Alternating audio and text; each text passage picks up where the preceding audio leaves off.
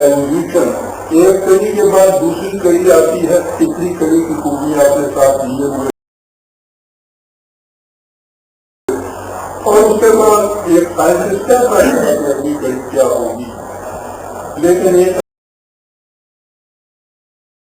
Emergent evolution ہوتی ہے، ایک ایسی کڑی آتی ہے جس میں پچھلی کڑی کے مطابق کہ یہ نہیں کہا جا سکتا کہ یہ اس کی ہی ایوالو صورت ہے، کچھ اور ہی انداز ہوتا ہے جسے جیزس کہا کرتے ہیں، جذباتی معنوں میں اس طرح سے پیدا ہوتے ہیں، تو اس کے متعلق آپ کوئی اندازہ نہیں دے سکتے، کوئی پریڈکٹ نہیں کر سکتے، اور ابھی تک منطق اس مقام سے پیدا ہونا ہے کہ یہ دین کی قسم کے لوگ پیدا کیسے ہو جاتے ہیں۔ آپ اپنی تاریخ کو دیکھیے، آپ نے اگر فجر پیدا ہوا جس ماحول میں اس کا بچپن گزرا اسے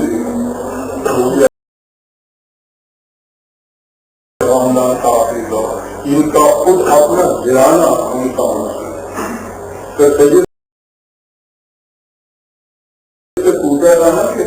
اپنی سوانح حیات کے لیے بتائیے کہ میں حقیقت کیا ہے، کیا سوانح حیات کیا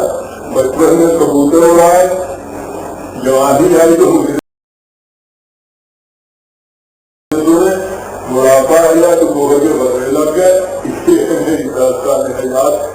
لیکن اس ماحول میں غدر کے بعد یا وہ آزادی ہند کی جنگ کے بعد مسلمانوں کی جو حالت تھی ان میں وہی سلسلیت جو انگریز کی ایک عدالت میں ملازم تھا جس کا مالی یہ تھا وہ ابھرتا ہے، اور اس کے بعد سمجھ میں نہیں آتا کہ یہ کہاں اسی میں داؤ نہیں ہو رہا۔ اقبال کا ابتدائی ماحول، ابتدائی بچپن کی زندگی، یہاں کا ماحول، ہندوستان جاتا ہے تو یہاں سے سارے جہاں سے اچھا ہندوستان ہمارا، وہ ہندوستان ہمارے سارے جہاں سے اچھا کرتے ہوئے چلا جاتا ہے، کوئی دوسرا شخص یہاں نہیں ہے جو یہاں کے مسلمانوں کی بھی بات کر رہا ہے۔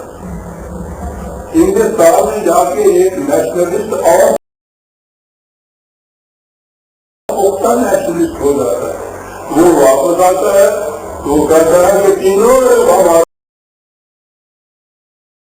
ہندوستان مسلم ہے، ہم بدل یہ انقلاب کیسے آ گیا، منطق کر وہی بات اس میں سے وہ انقلاب آخرین یہ ہے جس کا کوئی اندازہ ہی اس سے پہلے نہیں کر سکتا، اور جہاں تک میں نے دیکھا ہے ہماری ہزار سالہ تاریخ کے اندر یہ اس کی مثال نہیں ملتی کہ اس طرح سے مذہب اور دین کو الگ کر کے کسی نے دکھایا۔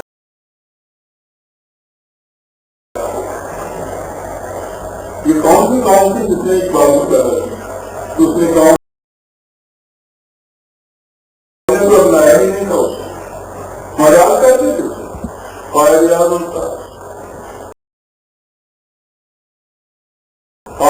nationalist first, nationalist second, nationalist third, last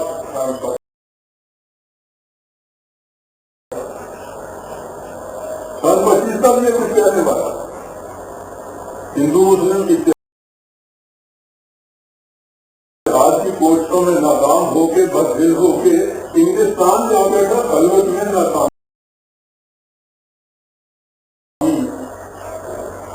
وہاں سے کوئی پلٹ کے آیا ہے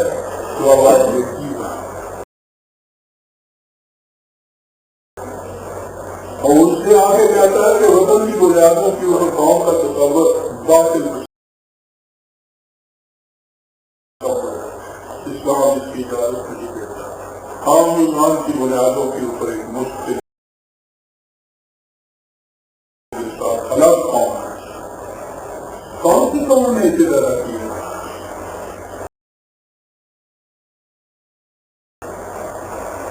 یہ اس قسم کی قوموں کے اندر یہ اس قسم کے نابغہ مفکر پیدا ہوتے ہیں، وہ قوموں کے پیدا کردہ نہیں ہوتے، وہ حالات اور سزا کی تصدیق نہیں ہوتے۔ یہ کیسے پیدا ہوتے ہیں؟ میں نے عرض کیا ہے کہ منصب کی کڑیاں بتا دیں، یہ ہم پیدا ہوتے ہیں۔ یہ میں اپنے آپ کو ان مشاہیر کے زمرے میں تو کر نہیں سکتا، لیکن میری اپنی زندگی بھی تو آپ کے سامنے آ گئی، میرا بچپن آپ کے سامنے کڑے ہوئے تلاوت پرستی کے ماحول میں شریعت اور طریقت دونوں کے اندر 30 سال گورنمنٹ کی نوکری کی، یہ سارا کچھ کرنے کے بعد اب اس کے بعد جو میری اپنی زندگی گزشتہ 50 سال آپ نے بھی فرمایا، 50 سال کی زندگی ہے قرآن خالص کی، ہوتا ہوں بڑی بات ہے کروں گا۔ ہماری اللہ تاریخ میں قرآن خالص کے متعلق یہ جو کچھ میں نے پیش کیا ہے اس کی مثال نہیں رہا تھا کہ ایک جذباتی قوم میں یہ کہا ہی نہیں جا سکتا کہ اس میں کوئی دانشور یا مفکر یا جینس کب پیدا ہوگا، یہ ایمرجنٹ ایوولوشن کی روح سے پیدا ہوتا ہے۔ ان حالات میں اگر میں مایوس ہوتا تو میری بیٹی میرے سامنے تو غالب کے الفاظ میں جواب موجود تھا